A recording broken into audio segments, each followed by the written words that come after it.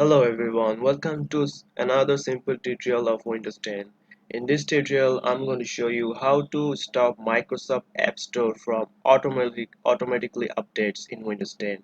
So if you want to stop your Microsoft Store automatically updates, so first you have to go to your search bar and type for Microsoft Store, MicrosoftStore,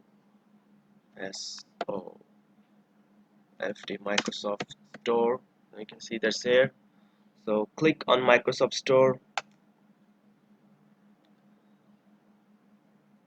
Now you have to go to the in the right of the top bottom here. You can see a three dot menu here. Right click on it. Sorry, left click on it, and then you will see you have to go to settings. Then you can see here there's an option called App Updates. Update apps automatically. So if you see that it is on, you have to check it on the off position here.